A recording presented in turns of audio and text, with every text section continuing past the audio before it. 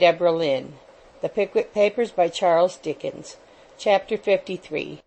Comprising the final exit of Mr. Jingle and Job Trotter, with a great morning of business in Gray's Inn Square, concluding with a double knock at Mr. Perker's door.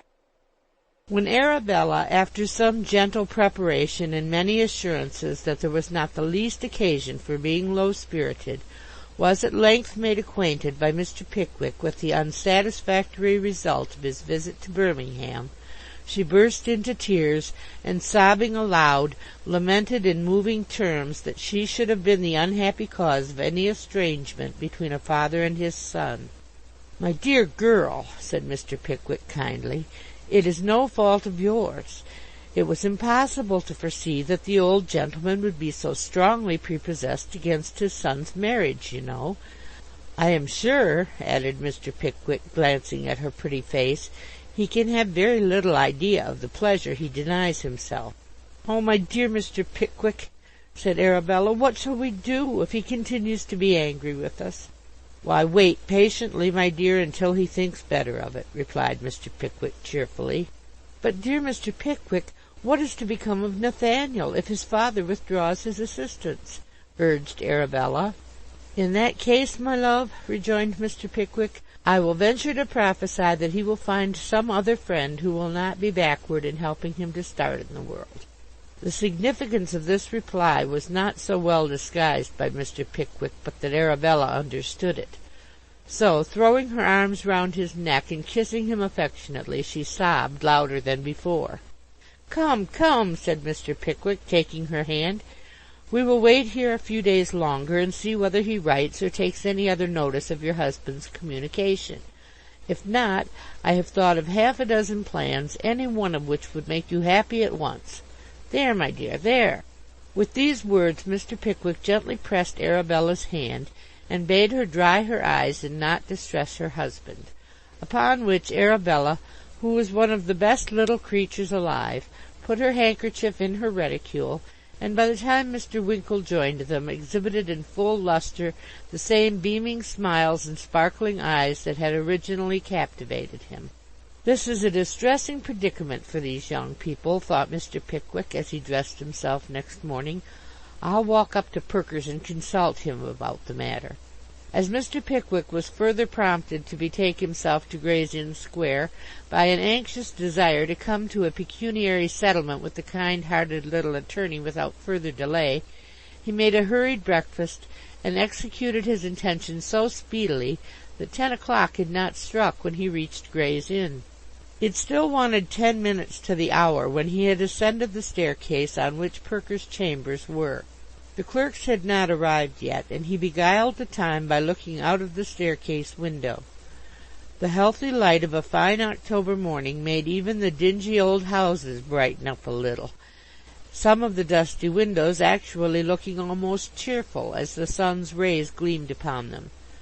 Clerk after clerk hastened into the square by one or other of the entrances, and looking up at the hall clock, accelerated or decreased his rate of walking according to the time at which his office hours nominally commenced, the 9:30 o'clock people suddenly becoming very brisk, and the 10 o'clock gentlemen falling into a pace of most aristocratic slowness. The clock struck 10, and clerks poured in faster than ever, each one in a greater perspiration than his predecessor. The noise of unlocking and opening doors echoed and re-echoed on every side. Heads appeared as if by magic in every window.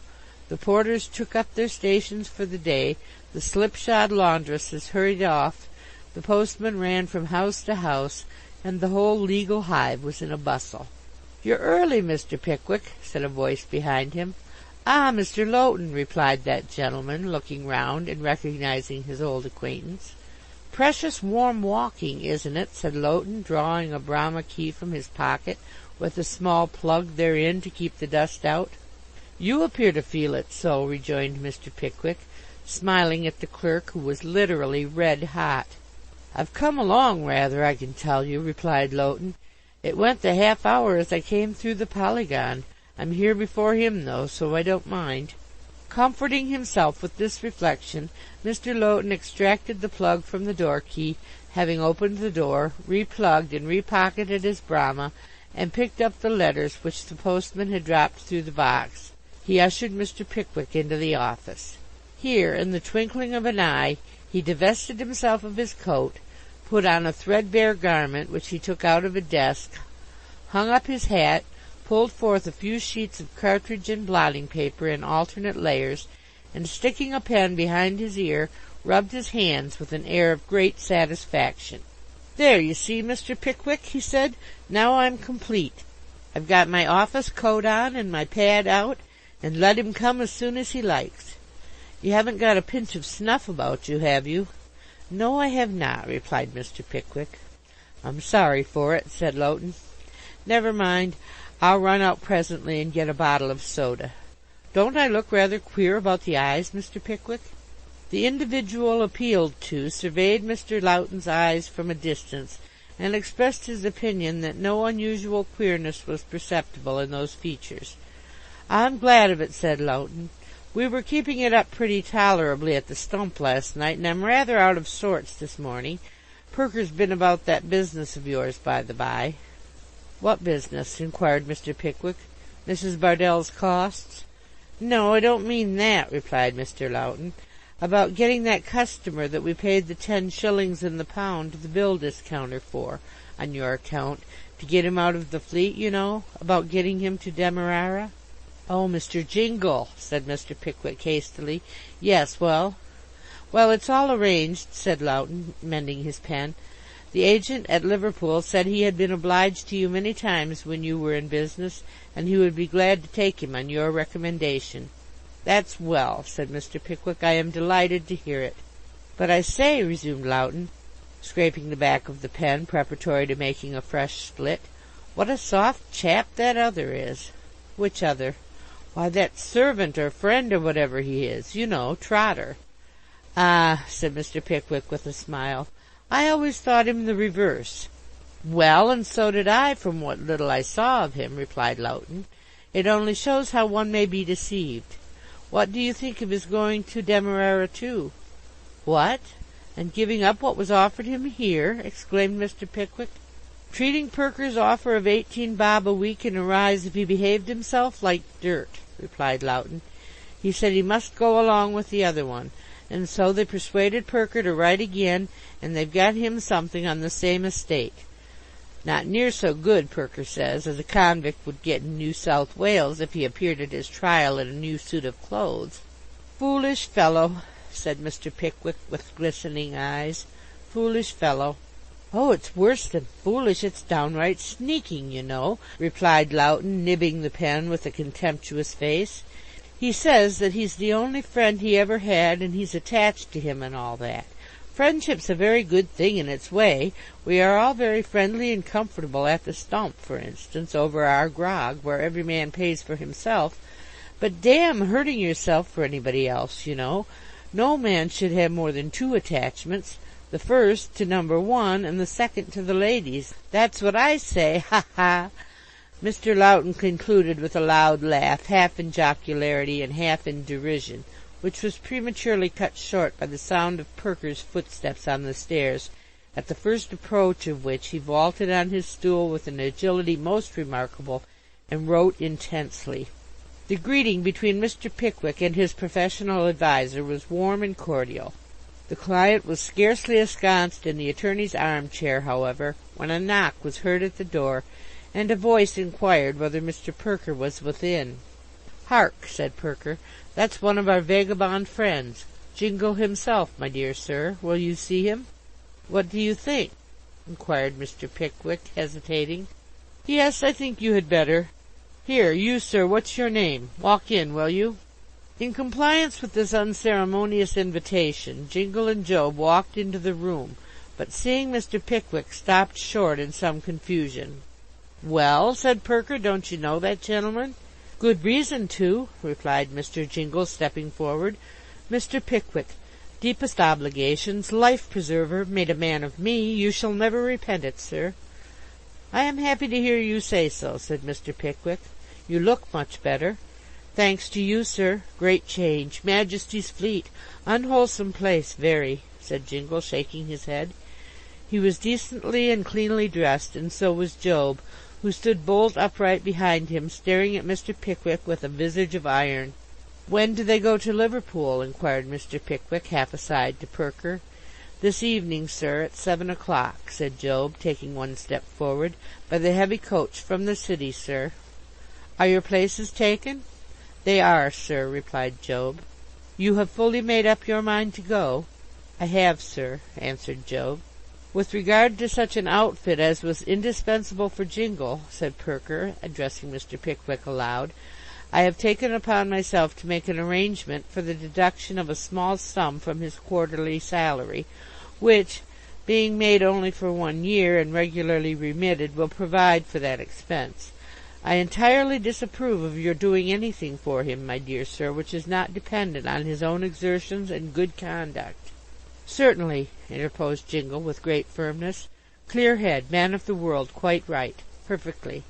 "By compounding with his creditor, releasing his clothes from the pawnbroker's, relieving him in prison, and paying for his passage," continued Perker, without noticing Jingle's observation, "you have already lost upwards of £50. "Not lost," said Jingle hastily. "Pay it all. Stick to business, cash up every farthing.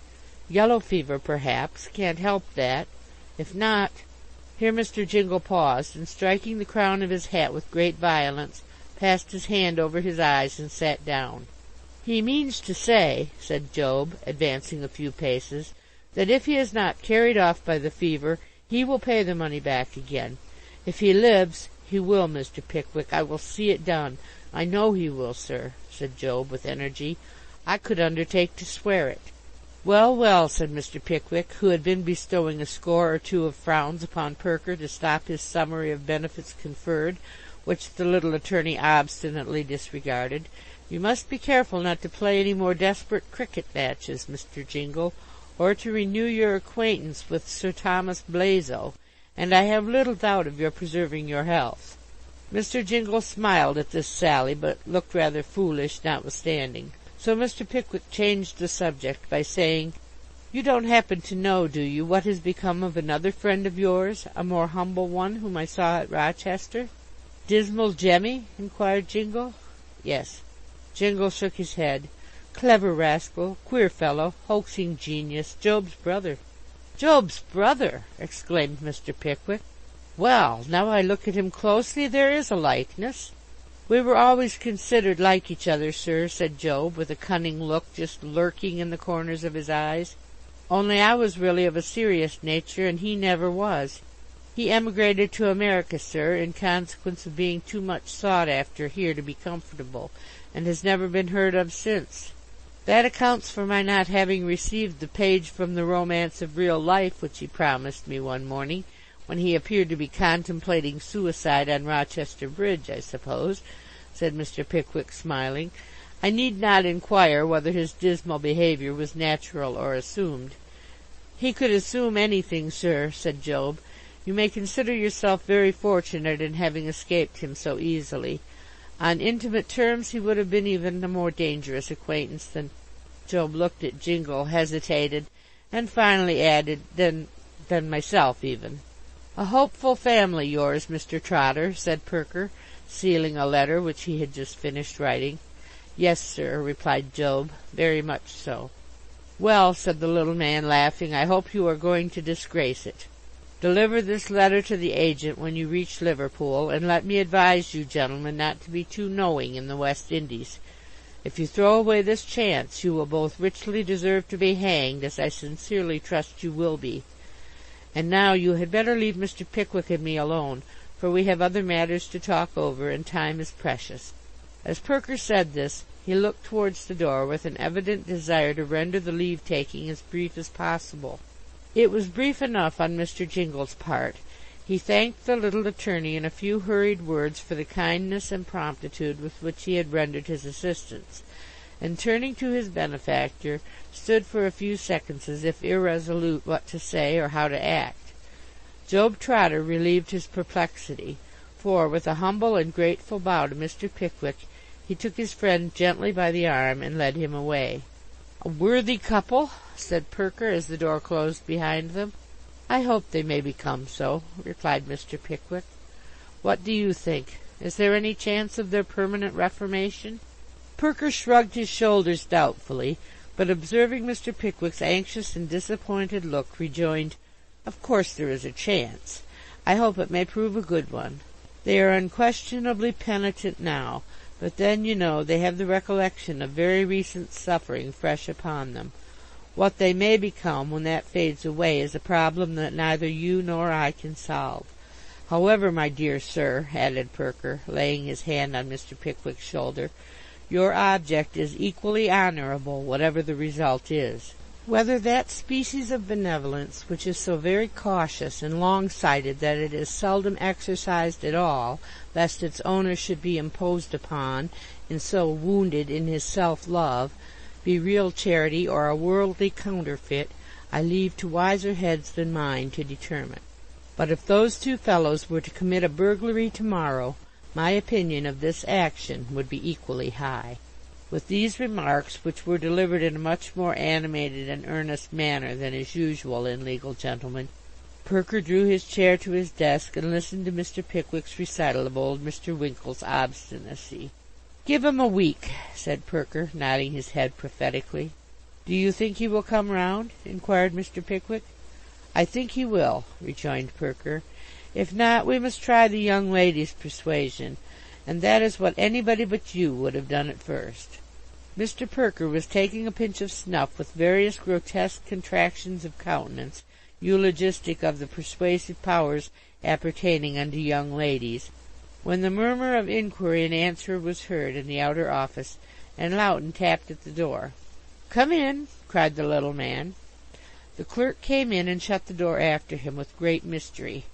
"What's the matter?" inquired Perker. "You're wanted, sir." "Who wants me?"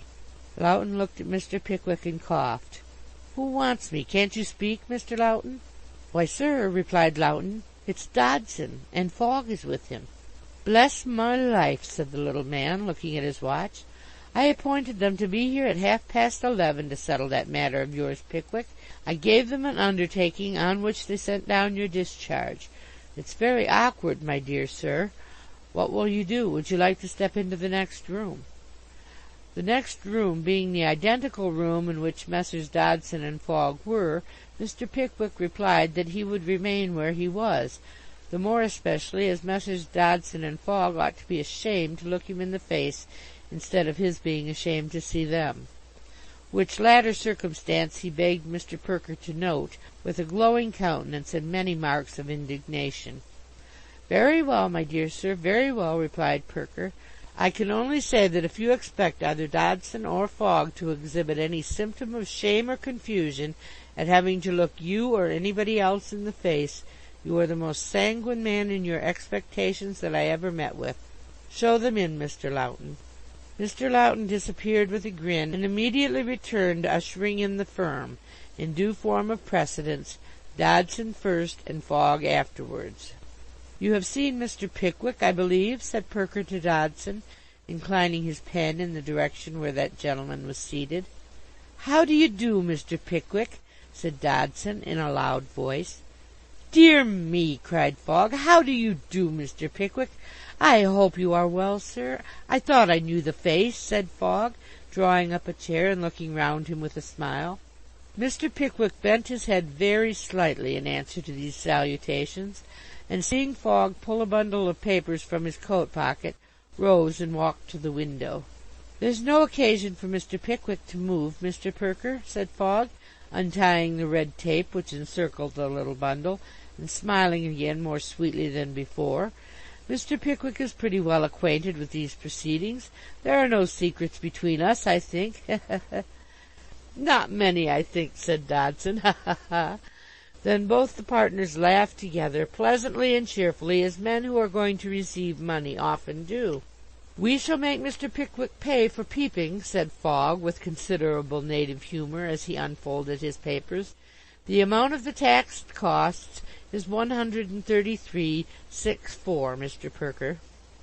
There was a great comparing of papers and turning over of leaves by Fogg and Perker after this statement of profit and loss.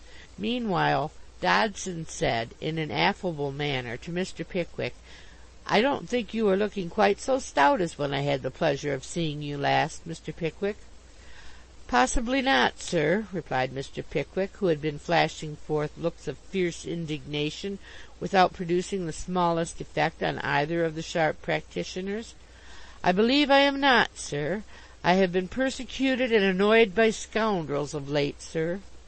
Perker coughed violently, and asked Mr. Pickwick whether he wouldn't like to look at the morning paper, to which inquiry Mr. Pickwick returned a most decided negative. "True," said Dodson, "I dare say you have been annoyed in the Fleet. There are some odd gentry there. Whereabouts were your apartments, Mr. Pickwick?" "My one room," replied that much injured gentleman, "was on the coffee-room flight." "Oh, indeed," said Dodson. "I believe that is a very pleasant part of the establishment." "Very," replied Mr. Pickwick dryly. There was a coolness about all this which, to a gentleman of an excitable temperament, had, under the circumstances, rather an exasperating tendency. Mr. Pickwick restrained his wrath by gigantic efforts, but when Perker wrote a cheque for the whole amount, and Fogg deposited it in a small pocket-book with a triumphant smile playing over his pimply features, which communicated itself likewise to the stern countenance of Dodson, he felt the blood in his cheeks tingling with indignation. "Now, Mr. Dodson," said Fogg, putting up the pocket-book and drawing on his gloves, "I am at your service." "Very good," said Dodson, rising. "I am quite ready." "I am very happy," said Fogg, softened by the cheque, "to have had the pleasure of making Mr. Pickwick's acquaintance. I hope you don't think quite so ill of us, Mr. Pickwick, as when we first had the pleasure of seeing you." "I hope not," said Dodson, with the high tone of calumniated virtue. "Mr. Pickwick now knows us better, I trust. Whatever your opinion of gentlemen of our profession may be, I beg to assure you, sir, that I bear no ill will or vindictive feeling towards you for the sentiments you thought proper to express in our office in Freeman's Court, Cornhill, on the occasion to which my partner has referred." "Oh, no, nor I," said Fogg, in a most forgiving manner. "Our conduct, sir," said Dodson, "will speak for itself, and justify itself, I hope, upon every occasion. We have been in the profession some years, Mr. Pickwick, and have been honoured with the confidence of many excellent clients. I wish you good morning, sir." "Good morning, Mr. Pickwick," said Fogg. So saying, he put his umbrella under his arm, drew off his right glove, and extended the hand of reconciliation to that most indignant gentleman, who thereupon thrust his hands beneath his coat-tails, and eyed the attorney with looks of scornful amazement. "Lowten," cried Perker at this moment, "open the door." "Wait one instant," said Mr. Pickwick. "Perker, I will speak." "My dear sir, pray let the matter rest where it is," said the little attorney, who had been in a state of nervous apprehension during the whole interview. "Mr. Pickwick, I beg—" "I will not be put down, sir," replied Mr. Pickwick hastily. "Mr. Dodson, you have addressed some remarks to me." Dodson turned round, bent his head meekly, and smiled. "Some remarks to me," repeated Mr. Pickwick, almost breathless, "and your partner has tendered me his hand, and you have both assumed a tone of forgiveness and high-mindedness which is an extent of impudence that I was not prepared for even in you." "What, sir?" exclaimed Dodson. "What, sir?" reiterated Fogg. "Do you know that I have been the victim of your plots and conspiracies?" continued Mr. Pickwick. "Do you know that I am the man whom you have been imprisoning and robbing? Do you know that you were the attorneys for the plaintiff in Bardell and Pickwick?" "Yes, sir, we do know it," replied Dodson. "Of course we know it, sir," rejoined Fogg, slapping his pocket, perhaps by accident. "I see that you recollect it with satisfaction," said Mr. Pickwick, attempting to call up a sneer for the first time in his life, and failing most signally in so doing. "Although I have long been anxious to tell you in plain terms what my opinion of you is, I should have let even this opportunity pass, in deference to my friend Perker's wishes, but for the unwarrantable tone you have assumed, and your insolent familiarity. I say insolent familiarity, sir. said Mr. Pickwick, turning upon Fogg with a fierceness of gesture which caused that person to retreat towards the door with great expedition. "Take care, sir," said Dodson, who, though he was the biggest man of the party, had prudently entrenched himself behind Fogg, and was speaking over his head with a very pale face. "Let him assault you, Mr. Fogg. Don't return it on any account." "No, no, I won't return it," said Fogg, falling back a little more as he spoke, to the evident relief of his partner, who by these means was gradually getting into the outer office. "You are," continued Mr. Pickwick, resuming the thread of his discourse, "you are a well-matched pair of mean, rascally, pettifogging robbers." "Well," interposed Perker, "is that all?" "It is all summed up in that," rejoined Mr. Pickwick. "They are mean, rascally, pettifogging robbers." "There," said Perker, in a most conciliatory tone. "My dear sirs, he has said all he has to say. Now pray go. Lowten, is that door open?" Mr. Lowten, with a distant giggle, replied in the affirmative. "There, there. Good morning, good morning. Now pray, my dear sirs, Mr. Lowten, the door?" cried the little man, pushing Dodson and Fogg, nothing loath, out of the office. "This way, my dear sirs. Now pray don't prolong this. Dear me, Mr. Lowten, the door, sir. Why don't you attend?" "If there's law in England, sir," said Dodson, looking towards Mr. Pickwick as he put on his hat, "you shall smart for this. You are a couple of mean—" "Remember, sir, you pay dearly for this," said Fogg. "Rascally, pettifogging robbers," continued Mr. Pickwick, taking not the least notice of the threats that were addressed to him. "Robbers!" cried Mr. Pickwick, running to the stair-head as the two attorneys descended. "Robbers!" shouted Mr. Pickwick, breaking from Lowten and Perker, and thrusting his head out of the staircase window. When Mr. Pickwick drew in his head again, his countenance was smiling and placid, and walking quietly back into the office, he declared that he had now removed a great weight from his mind, and that he felt perfectly comfortable and happy. Perker said nothing at all until he had emptied his snuff-box and sent Lowten out to fill it, when he was seized with a fit of laughing which lasted 5 minutes, at the expiration of which time he said that he supposed he ought to be very angry, but he couldn't think of the business seriously yet. When he could, he would be. "Well, now," said Mr. Pickwick, "let me have a settlement with you." "Of the same kind as the last?" inquired Perker, with another laugh. "Not exactly," rejoined Mr. Pickwick, drawing out his pocket-book, and shaking the little man heartily by the hand. "I only mean a pecuniary settlement. You have done me many acts of kindness that I can never repay, and have no wish to repay, for I prefer continuing the obligation." With this preface, the two friends dived into some very complicated accounts and vouchers, which, having been duly displayed and gone through by Perker, were at once discharged by Mr. Pickwick with many professions of esteem and friendship. They had no sooner arrived at this point than a most violent and startling knocking was heard at the door. It was not an ordinary double knock, but a constant and uninterrupted succession of the loudest single raps, as if the knocker were endowed with a perpetual motion, or the person outside had forgotten to leave off. "Dear me, what's that?" exclaimed Perker, starting. "I think it is a knock at the door," said Mr. Pickwick, as if there could be the smallest doubt of the fact. The knocker made a more energetic reply than words could have yielded, for it continued to hammer with surprising force and noise without a moment's cessation. "Dear me," said Perker, ringing his bell, "we shall alarm the inn. Mr. Lowten, don't you hear a knock?" "I'll answer the door in 1 moment, sir," replied the clerk. The knocker appeared to hear the response, and to assert that it was quite impossible he could wait so long. It made a stupendous uproar. "It's quite dreadful," said Mr. Pickwick, stopping his ears. "Make haste, Mr. Lowten," Perker called out. "We shall have the panels beaten in." Mr. Lowten, who was washing his hands in a dark closet, hurried to the door, and turning the handle, beheld the appearance which is described in the next chapter. End of chapter 53.